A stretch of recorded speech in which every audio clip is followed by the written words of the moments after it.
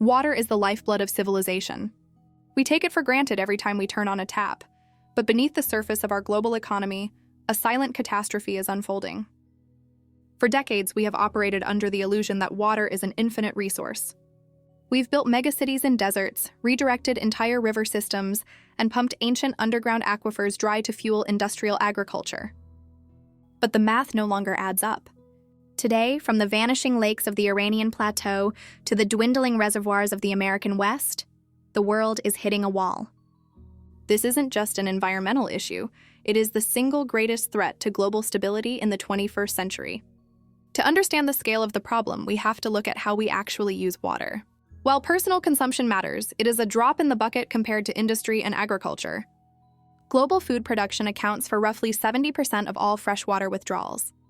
As the global population climbs toward 10 billion, the demand for food and therefore water is skyrocketing. But we aren't just using more water, we are using it more inefficiently. In many parts of the world, we are practicing fossil water mining. These are aquifers that took thousands of years to fill, and we are depleting them in decades.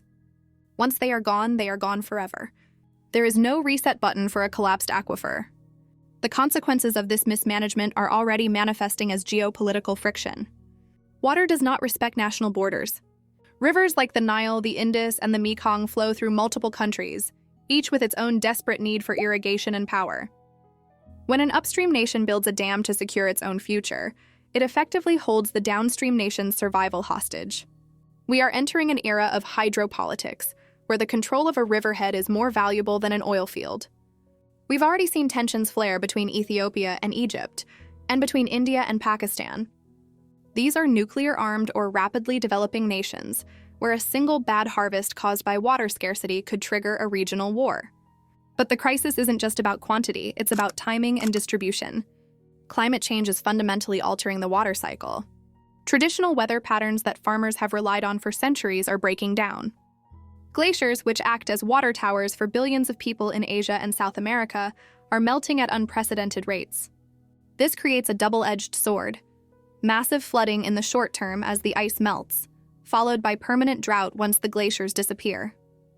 We are moving from a world of predictable seasonal flows to a world of extremes, too much water all at once, or none at all when it's needed most.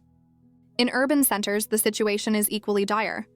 Day zero, the day a city's taps run dry, is no longer a theoretical concept. We saw it nearly happen in Cape Town, and we are seeing the warning signs in places like Mexico City and Tehran. When a city runs out of water, the social contract dissolves. Real estate values plummet, businesses shutter, and eventually, people leave. This creates a new class of climate refugees. The mass migration triggered by water scarcity has the potential to destabilize entire continents, putting immense pressure on the infrastructure and social fabric of receiving nations. So why aren't we fixing it? The answer lies in the economics of water. In most of the world, water is either free or heavily subsidized. When a resource has no price, there is no incentive to conserve it. We use high-quality drinking water to flush toilets and water golf courses in the middle of droughts. Meanwhile, the infrastructure required to recycle water or desalinate seawater is incredibly expensive and energy-intensive. Desalination, often touted as the ultimate solution, creates its own environmental problems, producing toxic brine that can kill marine ecosystems. The path forward requires a total hydroeconomic transition. We need to shift toward regenerative agriculture that uses a fraction of the water. We need to invest in sponge cities that capture and filter rainwater rather than letting it run off into the sea. Most importantly, we need to treat water as the strategic asset it is. The transition will be painful and expensive, but the cost of inaction is far higher. History is littered with the ruins of civilizations that failed to manage their water. From the Mayans to the Mesopotamians, when the water stopped flowing, the empire stopped existing. We like to think our modern technology makes us immune to these ancient cycles, but biology doesn't care about technology.